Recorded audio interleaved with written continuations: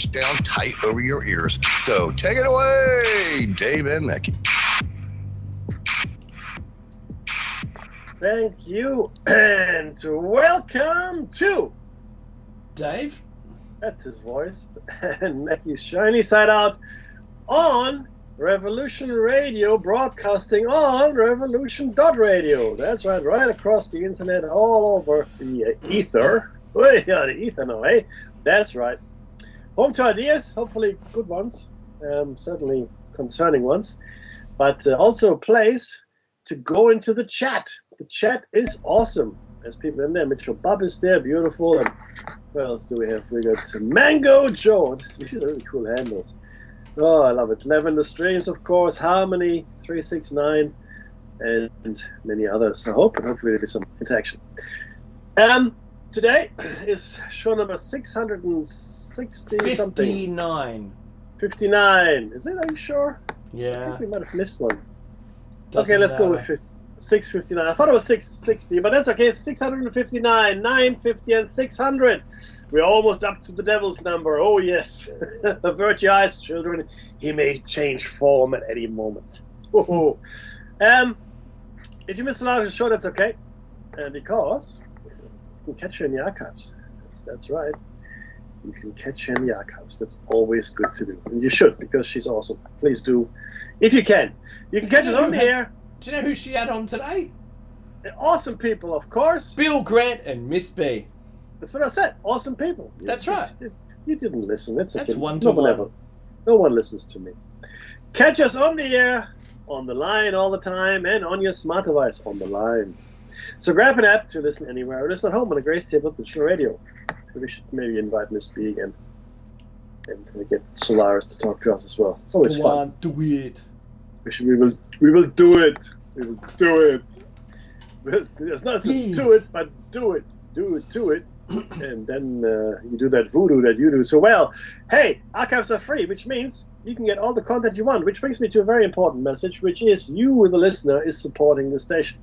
Or watcher. There might be some videos out there. So if you like what you see here or interact with, engage with, then please donate if you can. If you got some spare cash lying around, that would be awesome. Any currency is good, including crypto. If you cannot donate, which is getting more and more common these days, and that's just how it is because that's where we are, tell people about the station. Tell people about the station, and maybe one of those good folk can donate going forward. So you're sort of paying it forward, sort of. Before we start broadcasting at you in anger, we would like to acknowledge the traditional custodians of the land from which we broadcast, and for Dave. I'm broadcasting from Darkinjung country. Thank you, sir. For myself, of course, it's the Darak people, and we'd like to pay our respects to elders past, present, and future. Thank you very much for letting me share this. Dave, I gotta tell you. Uh-oh. Look, I've been, this weekend I've been engaged in researching the next show cycle, which is going to be on medical experiments. On humans. On humans. Maybe I should qualify that. On humans! Speak for yourself. And because we swing from topic to topic, and you think, oh, this topic is pretty bad. There's a lot of negative information, and you go, oh, this topic is bad. A lot of bad information. Sorry, not bad information. Bad things that happen, I should say. Right? It's like negative things. Information is pretty good, and then you come to the medical experiment. I've been wanting to do this for a long time, but I tell you, it's diabolical. It really is. It's probably the one I've written the most in my own words. Sort of between spaces, because it's in my opinion, it's necessary. We just have to give it some context as we go through it. But it's bad. It is horrendous. And it's just, should we trust our doctors? Well, I think we should. Really too, but I'm going to say implicitly. That's what I'm going to say. yeah. You just you have to make up your own mind on all of that, but I just think it's just the information. It's information that you can all access. This is not a conspiracy theory. It is a conspiracy, I guess, to some extent. But most of the facts are out there, and fairly recent as well. No one is saying that Let's stuff. Anyway, quickly we can get deleted. Oh, look, mate, it's the truth. It's as simple as the truth. But we'll get to it. Mate, I'm sure they would delete us before we actually start the show cycle, but you never know. So, I am dealing with something private as well. And if anybody in the chat room has an idea, please let me know. Bullying, in school and such. So, we have it now happening in our family as well. So I'd like to understand if anybody has any sage advice, other than what I would do. And what I would do is not what is necessarily advisable under any circumstance. But if you have any advice out there when it comes to how to deal with bullies and the after effect and impact on people, then do let me know. Feel free to put your thoughts into the chat. How have you traveled this week, my friend? Oh, since the last show, a couple of interviews, no replies, ghosted. Who cares? So, I did make. I mentioned this on Plato's Cave, but I went to the food bank, which is an outlet of the supermarkets to free themselves, liberate themselves of close to expiration foods, and they're charitarized. That's perfectly cromulent. That's a good word. Even though Mr. Burns never said that, I thought I'd use his voice for it. So I did go there, and I must have been at least $300 worth of food for $25. That's pretty good. It's not pantry food. Like, you're not going to put it away. You have to eat it. And you've got to eat it. Choose wisely about what you start eating to where you end up. But, that's how things are with me. And I mentioned this on Plato's Cave, but just for our audience here on Shiny Side Out, I imagining what it would be like in wartime when we have rations. That's it. What will we miss the most? How will we get by on so little as far as rations are concerned? Think about how that's going to be. Because all that food we make isn't going to go to us. It's going to be shipped off to troops abroad, because they won't be fighting on our soil, no doubt. And if they did, yes, I know, I'm with you. Because who today, Mackie, was it yesterday, signed up to BRICS, or was going to? Indonesia. Yeah, well, that was inevitable, I thought. I agree. And we've discussed the necessity, and I think it is a necessity, because the world order we've been living under since the end of World War II is kind of, it's crumbling, around the edges. If it wasn't, Donald Trump's slogan of "Making America Great Again" would find absolutely no purchase. That's exactly. But people right. feel it, right? They feel it. They're getting it. Yeah. Maybe we should do something here. And it's because already America. Too late. Oh look, yeah, I agree. Because America is not what I thought it was when I grew up, and also it is not what I'm pretty sure it was. In the 40 years since I lived there, I'm going to say it's been on a sharp decline ever since. Right. Since I left, it's been it's you. It's all you. It's nothing to do with me. Just, I saw it at a good point in history back in the early 80s. But it's already on its way. Since the Lima Agreement, and I'm only throwing that out there, it's parallel. Correlative only.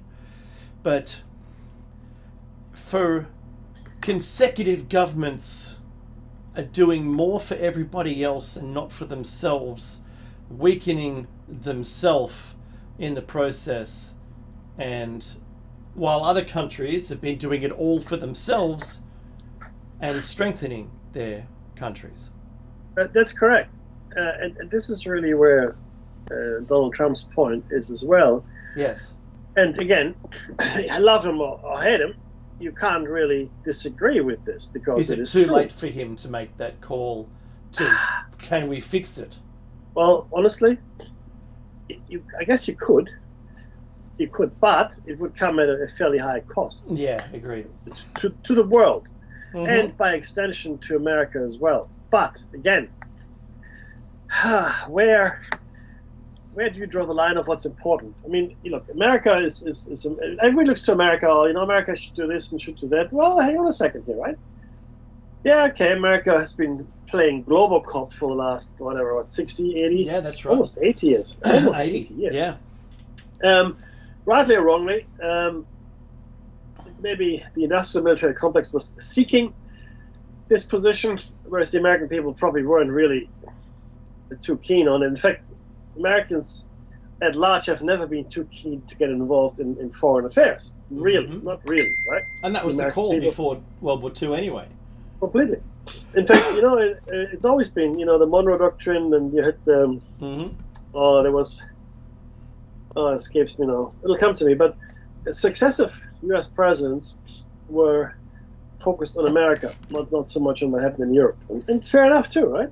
Because ultimately that's where you live, so you should be looking after the place where you live. And it was only in recent times, the last 8 years, like I said, that America became more involved in global affairs, and it became the predominant force for the West, and then similar to Russia being the predominant force for the East. Speaking simply here, I'm making very simple statements to simplify it. But it has cost America a lot.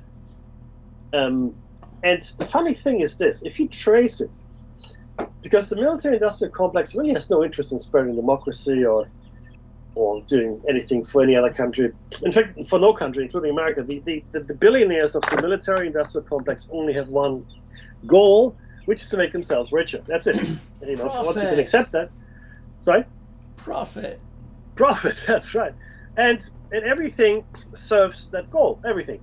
And the goal for them has been great, because the thing is this: okay, Nazis are defeated. Okay, what's the next threat? Okay, the Red Menace. Right, Soviet Union. Okay, good. That was brilliant for business. Fantastic. The arms race, and it was wonderful. Those were the good days. Then the Soviet Union collapses. Oh, that's no good. And he's a new enemy. And so a couple of things were tried on. Let's round table this, people. Yeah, that's right. The Red Menace is gone. So terrorism. That's what we got. Terrorism. We got Middle East. Yeah, Middle East, but also internal terrorism, meaning local domestic threats. Terrorism. Yep. That's good, right? So because terrorism is not a country, right? That you fight against. But with the others, so the Middle East was there. Iraq was there. Was spitballed. Yeah, that wasn't really. I mean, they weren't close enough. They weren't strong enough. They weren't big enough to cause America any real angst, right? But they were nonetheless tried on. But it was really terrorism in the end, and not so much domestic terrorism, but external terrorism that won the cup of being the next great enemy. True. And because it's an ideology, it's an idea. Well, terrorism is not really anything concrete. You can't point at a country and say terrorism. I mean, even though they try to do that, doesn't really work. Because these are non-state actors, for the most part, that are supported by state actors, sure enough, right? And the Saudis are supporting a lot of them, right? So, why are we going invading the Saudis? Let's go invade the Saudis. No, I don't think so. It's not going to happen. So, but terrorism really fit the bill beautifully. It was fantastic. And it still does. It's wonderful, right? And now, in fact, America is split down the middle. After all of this has happened, America is split down the middle. You look at the latest polls between Harris and Trump, and it literally point something of a percentage is dividing them. Okay, that means America truly is ready to, I don't know, split apart. I don't even know. There's no north, south, east, west, or anything like that divide. I think, if anything that I can ascertain, it seems to be metro versus country. Yeah, that's one way of looking at it. But I look at the polls, because it doesn't matter which poll you look at. Someone's ahead. Right. And I think it's like a race to the bottom for the underdog role. Because underdogging is great. It's not dogging, just letting everyone know. Different term entirely. underdog is it will attract the underdog vote. And that's a big number. The fence It sitters isn't, who decide at the last minute, I'll go for the one that seems to be losing, right? You don't back the winner, but people do back the winner. But this is it. And on CNN, they mentioned that Kamala was 2 points ahead, and then she did that interview, and then she was 2 points behind. She lost 4 points, and that's CNN saying it. So they were trying to make her the underdog, because they're the biggest supporters of her, right? I saw Trump on Joe Rogan for 3 hours, unedited, just straight up. That is what they said, and I'm a little. I have to question, what are we actually seeing? Because the poll numbers, when you're doing a poll, who you're talking to and what they voted for last. I've talked to pollsters. I hear the way they work out what they're meant to do. It depends on who pays them. We want a positive outcome. Okay. What do you mean positive? Oh, as positive as possible. You mean you want your party member to show that they're in the lead? Oh no, you do the work. We'll tell you what the outcome is. You tell us what the outcome is. So, I find it a little disappointing. There's only a couple of them that are, I think the New York Post or the New York Times, whichever one, poll is said by both sides to be pretty accurate. But they go, oh, our sample set was 2 people, right? Oh, it's 50-50. Our sample set was 1,000 people. That's not big enough, because you can determine the outcome by calling the right numbers. So it upsets me, Mackie. I know you know this, but just for the audience, right? That's what I mean. No, I hear you. But look, there's this old saying that goes, there are lies, damned lies, and statistics. And polling falls under that statistic. Well, because you can, like you said, you can prove anything you want with numbers. Whatever. That's right. And it really does depend on who pays you. You want to show that smoking is good for you? They will find a study. Sure. And data to say yes. Now, people always forget that correlation is not causation necessarily. Right. It can be, but it probably, look, we don't know. The scientific point of view is it isn't, until we can prove it is. That's right. Like redhead people are tall people die of heart disease. Therefore. Right? Therefore, you could say people, the stat is redheaded people die of heart disease. That's right. Which is complete nonsense, right? Because but see, the way you frame it, right? Even the way you frame questions, lets you pretty much say anything you want. It's now become an art form. It really has, and it works hand in hand with marketing. Dave is right. I mean, I truly believe this will be a very close election, and I also believe Harris is going to win. Right, that's my opinion. I don't have any hard data to back it up, except for the algorithm that hasn't really been wrong in the last 50 years, except once. But I do believe that she will take it, and she will take it. Go on. No, so your that's your opinion, and I've got an opinion as well. and I disagree. I can't disagree with your opinion.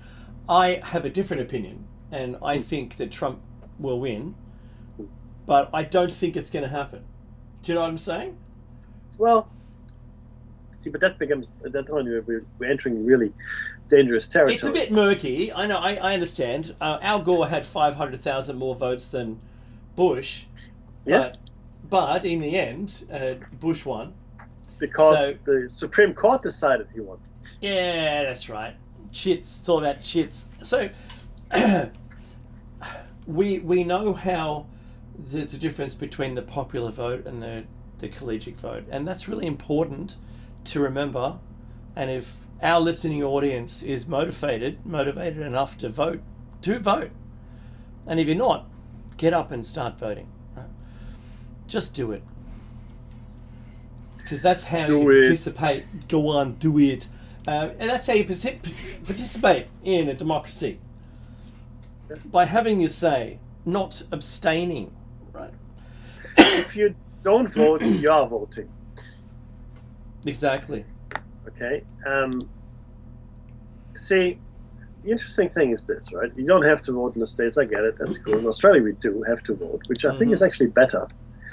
Because then you can't say, oh, you can't complain. If you don't vote, you can't complain. You've got to shut up, right? Because if you want to make a difference, and the argument, oh, it doesn't make a difference what I do, is actually incorrect. I mean, if you really feel that strongly about it, then start a movement yourself. Yeah. I tried until I learned that I could never sit in Parliament because I wasn't born here, which is not really much of a problem. But I can hold 2 passports, in fact 3, which is an automatic disqualification in Australia. So I can't sit in Parliament ever. Okay, fair enough. Right, so I decided to stop my efforts in forming a political party and movement. You got really close. Oh, look, yeah, it was all right. You know what I was called impressed with the progress you'd made. I called it Make Australia Great Again. I really did. I did. Cool. Oh, no, sorry, I lied to you. I called it Let's Fix Australia. That's what I called it. But just the same. It's the same. LFA. LFA. And maybe, Trump and I could have been buddies and, I could be hanging out at Mar-a-Lago and who knows what. But the point is... Ticket making. The point is, we are at a precipice. I love that word. We're at a precipice. Because no matter what happens at this election, irrespective of who wins and who doesn't win, it's not going to be peaceful. Yeah, it just won't be. It's not. I mean, I wish it would. I wish it were, but I don't think it will be. And I also believe that if Donald Trump does win, good for him, he will not leave the White House. Yeah, he will find a way not to leave. And again, it's that's if the American people are prepared for that, then so be it. I'm not living in America, so I don't care that much, to be honest. Could you imagine if both parties felt that way? Yeah, if they, so I could imagine a similar thing with Kamala Harris. In every country in the world, sorry, I'm lying. In the majority of the countries of the world, that's reality. Yeah, where the political players do not want to give up power. That's our very definition of a banana republic.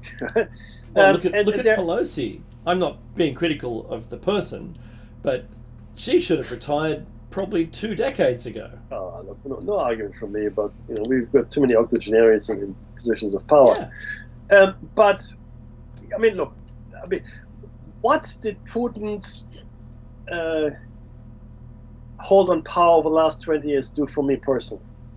Well, nothing, because I don't live in Europe, I don't live in Russia. It doesn't really have any impact on me directly, right? So, do I care that much? I mean, if you're American, you should care who governs. That's up to you. But I don't honestly care that much, unless it were to affect me directly. But it doesn't really. So, it's really up to you to vote any which way you see fit, right? And lucky you can. The question then becomes: are you happy?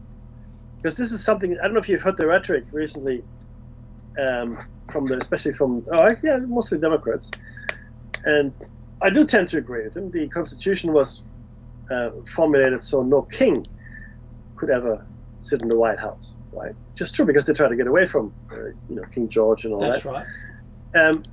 And now with the powers that a president has, or rather the ability to completely abrogate any responsibility, as long as they were doing their duty. As long as they were acting as president. Forget duty for a second. But as long as they're acting as president, then they can do whatever they want, pretty much. Which and I have to say it shows a lot of restraint, I guess, and maybe his makeup, that Joe Biden isn't doing what he wants. So I head off to that. I go, because he could do this, and he could do that, and there would be no repercussions for him. And then, in worst case scenario, he just pardons himself at the end of his term. Bingo.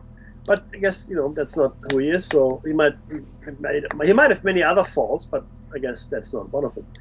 I am worried though and this it's not necessarily a Donald Trump problem. This is a problem that now exists because of this ruling for any future president. Yeah. Right. My problem is that I think that we can. We are under, or not we. America is under the risk of having a king in the future, even in the near future, simply because of that ruling. And if something were to happen, Tsar, what would whatever. you call it? I mean, it'd be president and by name, you know, I mean, of course. Yeah. But any so that could happen, and any emergency situation could be used for that. Now, interesting. Are you familiar with Project Blue Book? I know Blue Book. Yeah, and also Bluebeam, and I anyway. know Bluebeam. Yep. Yeah. So these are specific scenarios where there may be an alien invasion, maybe a fake alien invasion, etc., which will be used to bring about certain outcomes.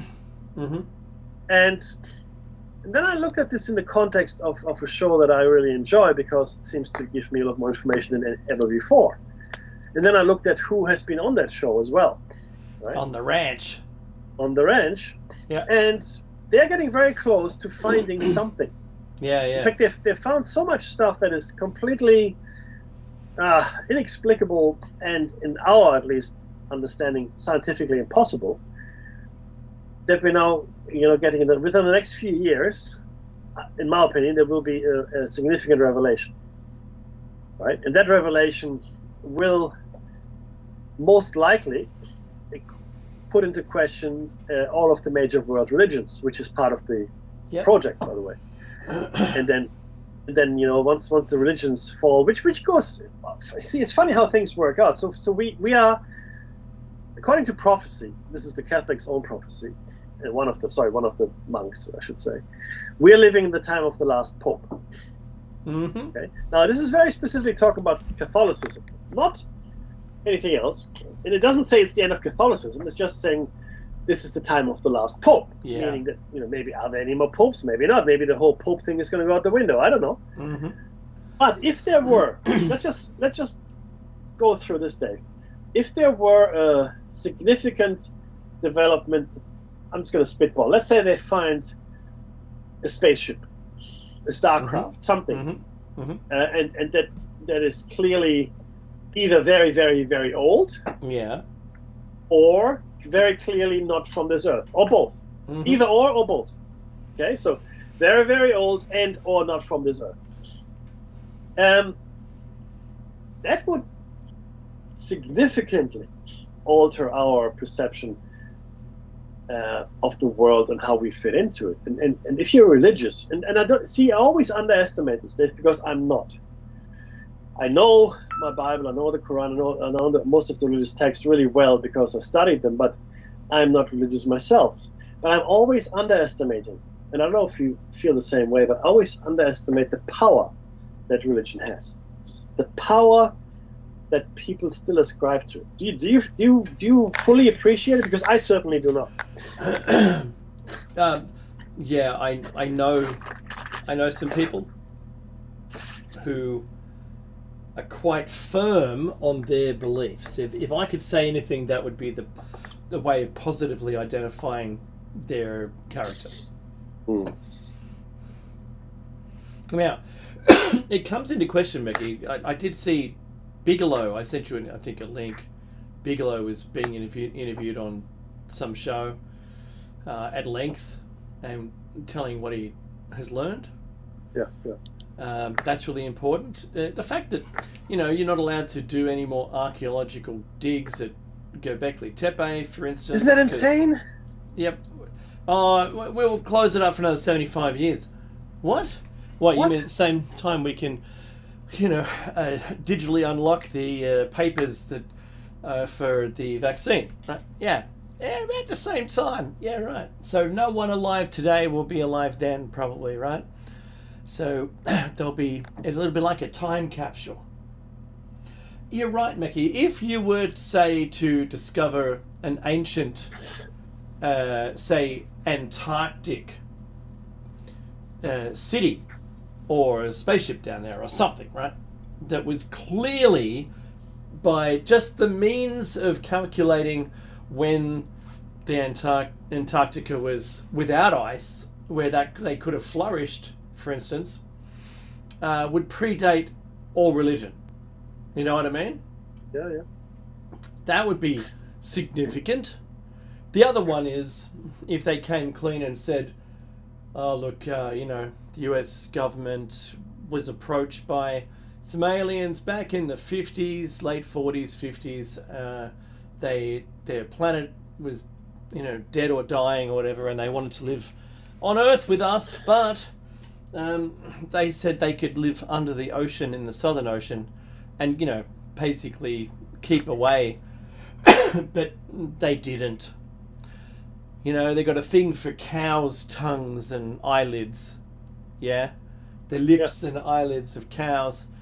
And the blood. Blood. Oh, well, look, we're going to, abduct some people here and there. Don't worry about that. We won't do any specific harm to them. Might grow some fetuses inside them if they're female or whatever. And then miraculously make them disappear later. But, they'll be asleep. Well, they won't remember anything. Oh, so if you're going to do all that, what do we get? Oh, some tech here and there. Useless tech in different streams that will never connect, if you know what I'm saying. So, according to lore, Meki, we've shot down a UFO by using like high-powered radio waves or radar. And that's in lore. And collected all the bits, and it's not been the first time or the first method of being able to get them. So have we re-engineered it, reverse engineered it? Have we created our own without their help? Just anti-gravity. Have we done any of this? If any of that conversation from the start till now in my conversation is true, that's going to be hard for a lot of people. Oh, absolutely. It's interesting that you mentioned radar there. You're right. The lore is that it came down because of radar, because that's a tech that they, them, whoever they are, do not have. Mm-hmm. So it interfered with the instrumentation and brought down the crafts. Also, so it's like sonar killed people underwater. Yeah. Yeah. It's fascinating. Look, the truth is this, very simply put, right? We had a crossroads where for the first time in a long time we've come to the realization that we really don't know anything. And I want to go into some examples here so I'm not just talking, creating hot air. Mm-hmm. Number one, let's look at archaeology. Göbekli Tepe has completely ruined our wonderful and neat timeline. Completely. That's one. Mm-hmm. The constant discovery now, of new ruins in South America has completely undermined our understanding of the peopling of the Americas.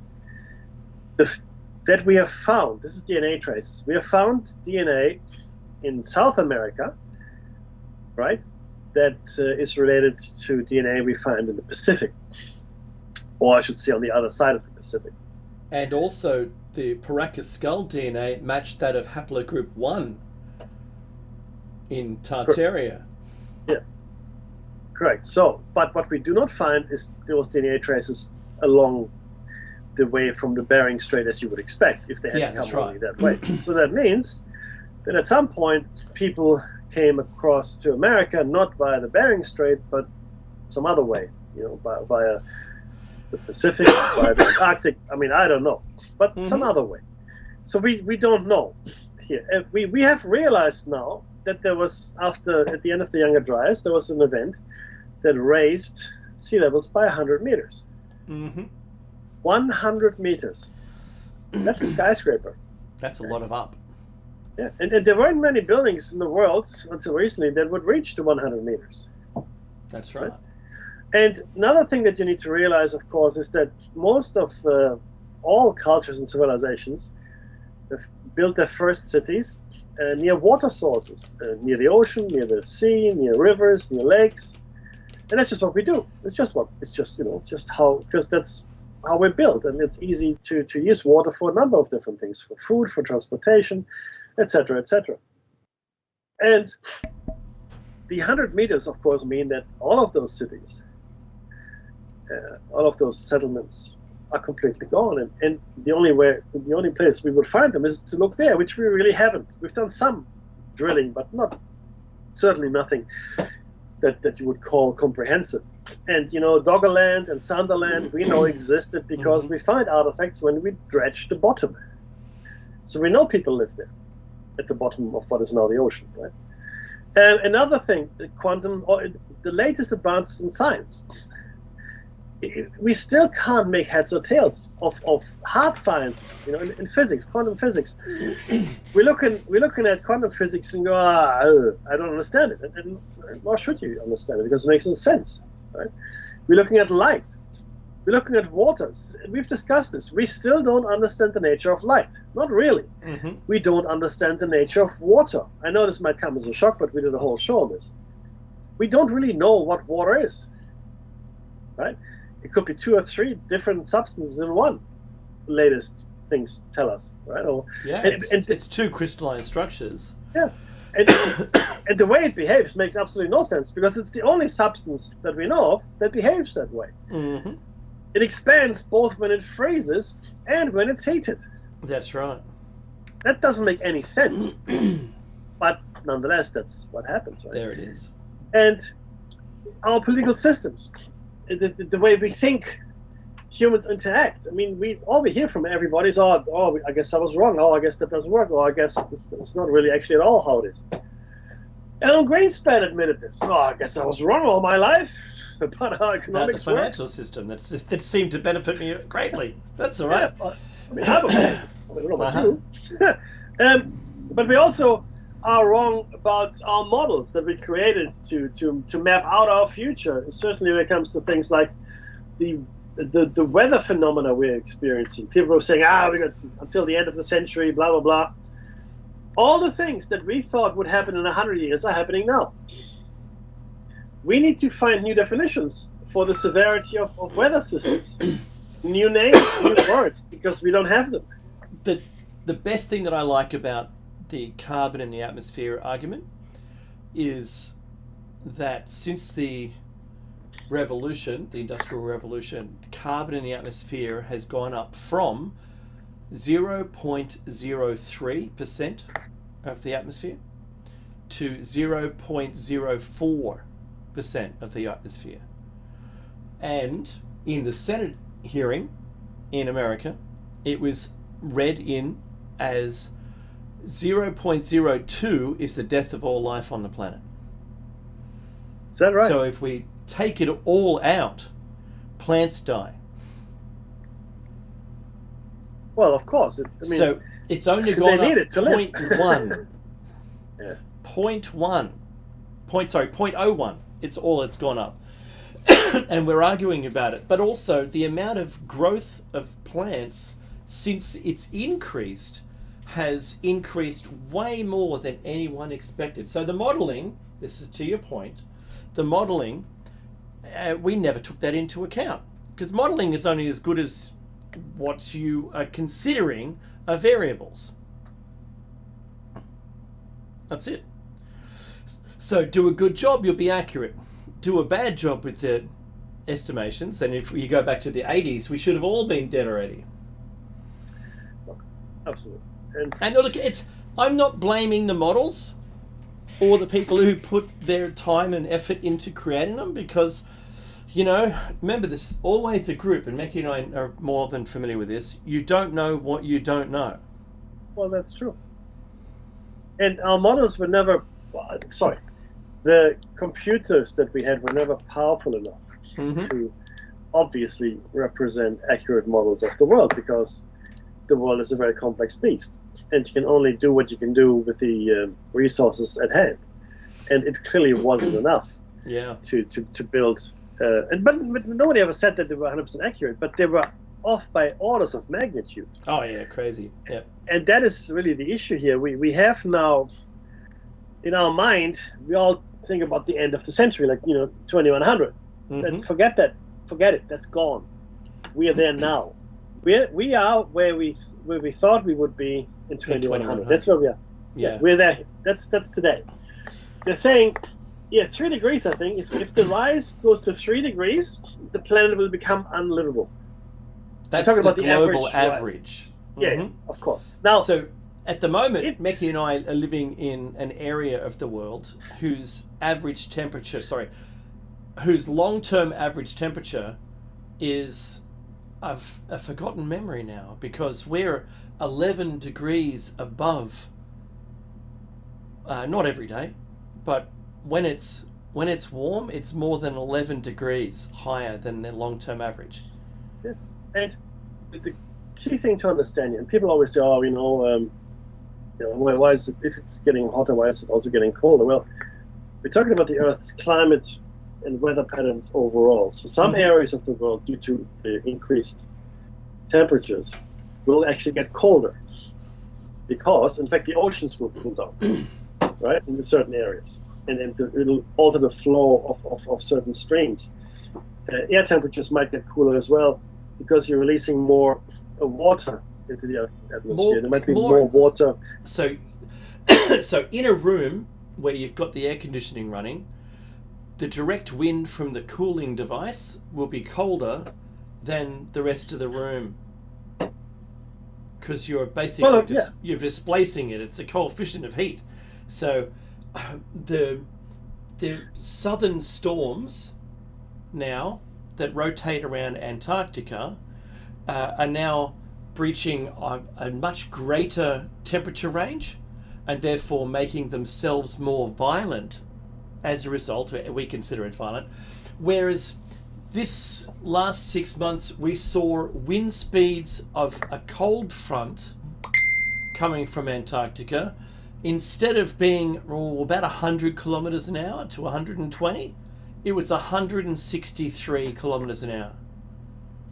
The fastest non-tornadic or non-hurricane wind ever recorded for us in the southern hemisphere. So it's only getting more violent, and at some point I still going to make the call, Meki, that at some point there'll be a rotational storm around the Earth which never dissipates. It just keeps going like the eye on Jupiter. So that's definitely because it's possible. The truth is, we don't know enough about anything to make any completely firm predictions. We can give you some, or we think, and this might be, and this is a theory, and good for you, and all that, but we don't really know.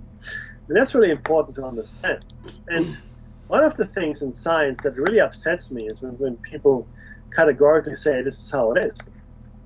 Yeah. Based on our current knowledge, but that's not categorically how it is. This is just how we understand it now, because tomorrow it might be a whole different thing, Because if we've learned nothing, the one thing we should have learned over these last few thousand years is that knowledge always gets better over time. Just twist the knife, Meki. Twist the knife. All the meteorologists around the world are going, having out-of-body experiences. Okay, I'm sorry, but weather science is not a science as far as I'm concerned. You simply don't have enough. You don't have powerful enough computers to model systems accurately. Full stop. You don't. And if you say you do, you're lying. Okay, that's not your fault that you don't have it, but you don't have it. Therefore, the weather is. See, this is funny, right? We make this joke, but think about this for a second. We make the joke that if you're a meteorologist, you could be wrong every day of your life and you still have a job. That's right. Why? Because everybody realizes, well, you're working with something that is really hard to predict, and even if you get it wrong, we can't really hold it against you because it's just the way of the world, and that's really how it is, right? And we know this, so we don't really hold it against these scientists, as it were. And they are scientists, so make no mistake, but the science they have chosen for themselves is highly inaccurate and highly complex. In fact, you're probably better off studying quantum physics than the weather. It's probably easier, right, in many ways. But it is obvious, though, that we are experiencing change, because I've not seen weather events like this in my life. in places I have lived. And I've lived in a few places in the world, and I just haven't seen those kinds of weather winds where you go, my God, I mean, what? There's a mud flood where? There's a storm where? Hang on, how hot is it there? Yeah. And I've been saying this now for many years. I mean, there was in Europe, there was this heat wave a few years back that killed thousands of people. I'm not surprised they were killed because Europe doesn't have any cooling systems per se. There's no air conditioning in houses, right? But You Dave, never needed them. Never needed them. No, Never correct. needed it. That's right. What for? What for? Says he. Didn't need it. But if you wanted to make money, go to Europe and sell air conditioners. This is now your new Singapore, which is hilarious because in Singapore, if you go to the back of the houses or restaurants, there's like the back wall is literally just air conditioners. It's just air conditioning units. Oh, wow. It's all the energy consumption is enormous. Oh, there's one other thing, Dave. And this is really, really important. Almost forgot energy consumption. We are going to be competing for the same resources as AI in the near future. That's right. What? That's crazy, Mackie. And what's AI going to realize that we're just a waste of power? Yeah, power and water. So electricity as well as water are two of the resources we will greatly contest. Now, obviously, we need water and power for obvious reasons. I don't have to explain it to you. And power should be fairly easy to understand, if you understand that AI lives on computers. Mm-hmm. But you say, why water? Because the massive computer arrays and chips that are running at enormous speeds require significant cooling. And the cooling alone is now accounting for the economies of small countries and soon will overtake them, in fact. And the energy grids that we have in the world, and that goes for almost every energy grid, are not sufficient to cater for that demand. There was a case in America, I think it was in Ohio, but I don't want to lie, I can't remember, where they were building data centers for, I think it was Google. Google was building, they had 2 data centers, but they wanted to build 5 more in this American state. Very nice. Wish I was part of that project. I know, right? And they used the town's water to cool all of the systems. Now, the town's council, the city council, and the mayor launched a court case that was designed to suppress the information as to how much water was being used. Now, they lost that case, and turns out the current 2 data centers are using 25% of the water of the town. The current 2. Wow. So the citizens said, no, so there was like Native Americans as well as other citizens that said, no more data centers. So because the 3 or whatever it was, additional data centers would have used a significantly larger portion of the water of the town. So you can see that you're in direct competition for water usage. And I'll have you know something here. We will die without water. Okay, it'll happen. We need water to live. And if we're competing with machines now apparently to send an email via AI, let's say you get AI to write an email for you. Apparently that's 5 liters of water. Okay, good just grief. to put it in perspective. Okay, something like that is and you go, okay, and then you can imagine, the equivalent of energy, etc., etc. But that's I mean, it's like 5 bottles of water that you've used for that one email. Now in that light, Dave, then, and I know we're both in the industry and we know what happens and all that. Is it still feasible for us to pursue AI? Can we? Is it still a thing that can be done? I'm going to say no, but that's just me, right?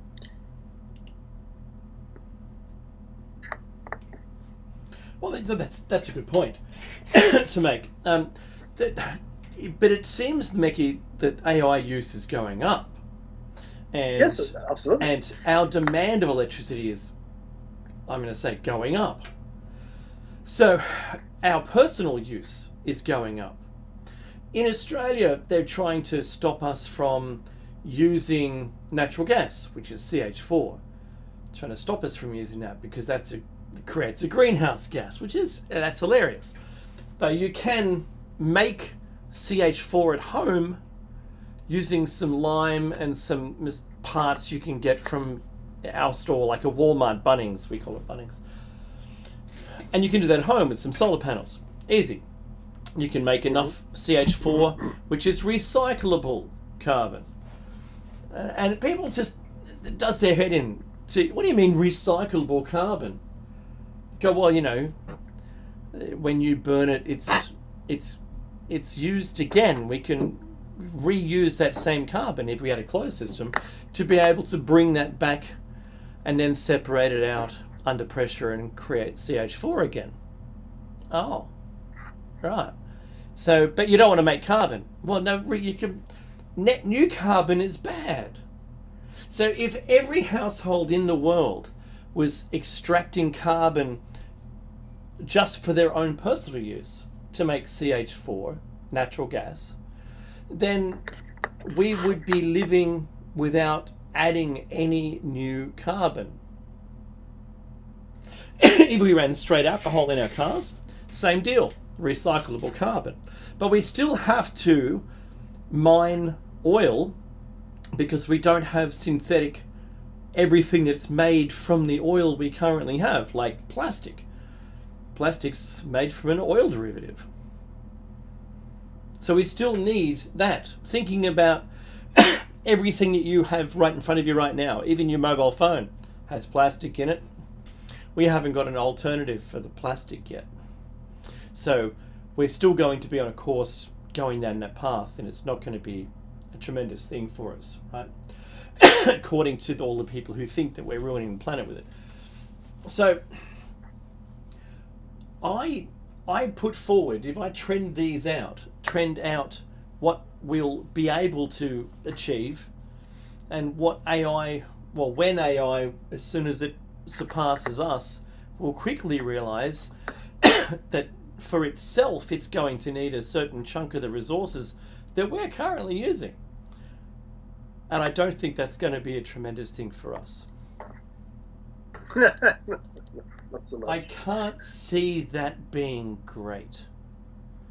So when I asked AI to play a professional climate person, scientist, and asked it for things that could solve our carbon problem, our net new carbon problem, one of the responses, when I pushed it, I had to push it a long way in the little games that I play with my AI. Insert maniacal laughter here. I had it tell me that reducing population was the way forward. It wasn't the only answer, but when it said it, and I'd pushed it into a corner to make it say it without forcing it, then I knew that would certainly be one of those options it would have to consider. You know, that railway line splits into two, and on one side there's a child, on the other side there's 10 elderly people. Yeah. And which one do you choose? Do you kill the 10 elderly people, because only two choices, or do you kill the child? And depending on which way you choose, you're a particular kind of person. Yeah, so but if you always based on the information that you have as well. That's Correct. all you've got. Yeah. And there's one kid that does this as it's a meme now, but he says, let's just put the kid with the older people and just run them all down. Mm-hmm. Mm-hmm. That's really funny. So, because was he a bad kid? I don't know. Well, maybe the adults were all awful people. Who knows, right? And it's maybe So- Hitler, right? Yeah, there you go. He's got a future in American politics. Ooh. That's a gag. It's a joke. Look, we've come. As if you didn't know, right? But we've come to the end of our first hour. Hopefully, not the end of Shiny Side Out entirely, because we'll always still be live to air. But whether we have a YouTube channel at the end of this show, who knows? But look, stay tuned. We'll be back, and we're going to talk about something really cool. This is going to be 9/11, 23 years on, part 7, when we return from the break. Do like, share, subscribe, and comment. It helps us out with the algorithm.